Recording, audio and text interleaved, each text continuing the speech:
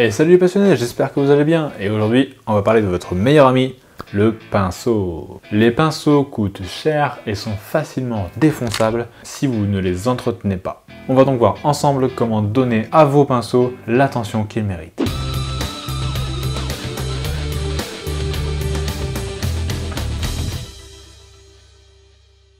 Alors, les pinceaux sont constitués d'un petit bout de bois, le manche, de la virole, c'est une pièce métallique qui contient les poils, et des poils. Il en existe de toutes formes, de toutes tailles, mais le truc qui est cool, c'est qu'ils s'entretiennent tous de la même façon. Il y a deux types de poils pour vos pinceaux, les poils naturels et les poils synthétiques. Un pinceau à poils naturels coûte environ 3 fois le prix d'un pinceau en poils synthétiques. Mais malgré toute l'attention que j'ai pu leur donner, les pinceaux synthétiques que j'ai eus n'ont jamais excédé 3 ou 4 mois dans mes mains. Les poils synthétiques finissent toujours par avoir une légère courbe en haut, au niveau de la pointe. Ce qui est somme toute très chiant.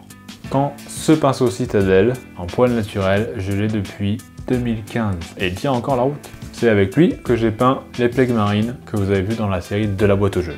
Malheureusement, vous ne pourrez plus trouver ce modèle-là, car il ne se vend plus depuis 2015. Depuis 2015, Game Workshop a instauré une nouvelle gamme de pinceaux en mélangeant poils synthétiques et poils naturels dans leurs pinceaux. Et malheureusement, ça a grandement fait baisser la gamme en qualité. À part les artificiels d'ailleurs, qui sont au nombre de 3, qui eux sont 100% poils naturels, les pinceaux Game Workshop finissent rapidement par avoir la pointe qui se barre comme des pinceaux synthétiques. Moins rapidement qu'un pinceau purement synthétique, mais quand même bien plus rapidement qu'un pinceau en poils naturel. Il ne me reste que très peu des anciens pinceaux Game Workshop, et dans le but de les garder le plus longtemps possible, j'utilise d'autres pinceaux pour peindre, et je peins avec des pinceaux Raphaël, entreprise française basée en Bretagne, là où il fait toujours froid, même en pleine canicule. Pour voir si votre pinceau est en poils synthétique ou naturel, regardez-le sur le côté, il sera toujours écrit synthétique s'il est en poils synthétique. Et si vous le payez moins de 10 €, ça sera pas en poils naturel, tout du moins pas à 100%. Sinon regardez dans le stand ou le rack dans lequel vous achetez, normalement les informations sont marquées dessus. Donc pour bien prendre soin de vos pinceaux, vous devez toujours tirer la peinture et tirer le pinceau par rapport aux poils. Ne jamais pousser pour que les poils restent groupés, parce que des poils unis, ce sont des poils forts. Deuxièmement, ne mettez de la peinture que sur la première moitié des poils. Ça évitera d'avoir de la peinture qui rentrera dans la virole, et dans la virole il y a de la colle qui tienne les poils ensemble, et avoir de la peinture séchée à l'intérieur ruinera votre pointe dans le temps. La peinture remonte par capillarité avec l'humidité, et pour éviter cela, il est bon de rincer son pinceau totalement de peinture toutes les 2 à 3 minutes. Si vous peignez en musique, faites-le à la fin de chaque chanson.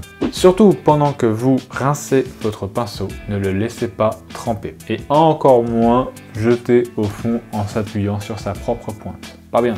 Quand vous avez fini une journée de travail éreintante, que vous êtes fatigué, prenez une bonne douche, j'espère. Eh bien vos pinceaux, c'est pareil. Quand ils ont fini une journée de travail de peinture à vos services, vous leur faites un petit lavage. Et pour ça, vous allez utiliser du savon pour pinceau. Vous pouvez en trouver dans les Cultura ou dans les magasins de beaux-arts, ou même sur internet, par exemple sur Amazon, je vous mets un lien en description. Pour nettoyer votre pinceau, vous mouillez les poils, vous mouillez le savon, et vous tournez à l'intérieur, toujours dans le sens des poils, en tirant pour ne pas les écraser sur le savon, c'est vraiment pas bien de faire ça. Avec vos doigts, vous pressez les poils entre eux pour les frotter et les laver, sans appuyer comme un gros bourrin, ça serait dommage de les casser, et les poils se cassent comme les cheveux. Après avoir frotté avec vos doigts, vous rincez vos pinceaux. Rincez au maximum à l'eau tiède et jamais à l'eau chaude. Si vous rincez à l'eau chaude, ça ramollira la colle à l'intérieur de la virole et ça ruinera votre pointe dans le temps. Quand votre pinceau est rincé, vous pouvez le repasser légèrement en le twistant, en tournant sur le sopalin et enlever l'excédent, encore une fois en tournant sur votre main pour qu'il reste un peu de produit sur les poils. Ça maintiendra votre pointe en place et si ce sont des poils naturels, ça leur fera du bien, ça les renforcera.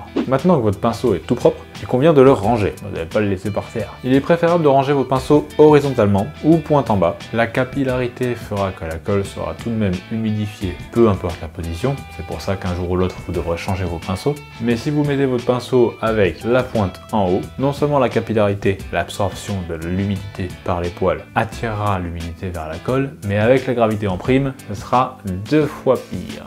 Le mieux étant de bien sécher vos pinceaux sur un sopalin ou une serviette et après de les ranger, que ce soit horizontalement ou verticalement tête en bas, mais pas tête en haut. Utilisez les bouchons vendus avec les pinceaux pour les ranger, que ce soit même horizontalement ou verticalement. ils protégeront votre pointe dans tous les cas, que ce soit pour le transport de votre housse ou par une maladresse où vous ferez tomber votre pinceau avec un bouchon, les pointes seront protégées. Ils ne sont pas là pour rien. Et enfin, quand votre pinceau tirera un peu la gueule, vous pouvez utiliser un restaurateur de pinceau. C'est très simple, vous prenez votre bidon, vous en versez dans un autre petit récipient et vous venez insérer un pinceau ou plusieurs pinceaux afin qu'il y ait leur poil et pas la virole qui trempe dans le produit, et vous laissez le produit agir sur les pinceaux autant que décrit sur la notice d'utilisation. Vous pouvez trouver ce genre de produit dans les Cultura, sur internet ou dans les magasins de Beaux-Arts. Et voilà, maintenant vous savez tout ce que je sais sur l'entretien des pinceaux. J'espère que cette vidéo vous aura plu, j'espère que vous aurez appris quelque chose. Si c'est le cas, n'hésitez pas à lâcher un petit like, à commenter la vidéo si vous avez des questions ou pas, c'est pas interdit sinon, et à partager la vidéo s'il vous plaît, c'est le plus important. Merci à vous, merci de me regarder.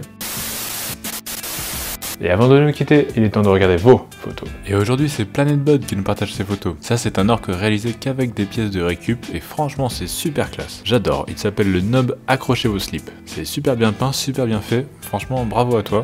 J'adore les conversions d'orques, et là, c'est vraiment ultra génial. Si vous aussi, vous voulez passer, envoyez jusqu'à 3 photos à l'adresse mail suivante, disponible en description. J'ai besoin de toi, dans mon armée de peinture. Pour la guerre! Et en attendant la suite, je vous dis bon jeu, bonne peinture, ciao!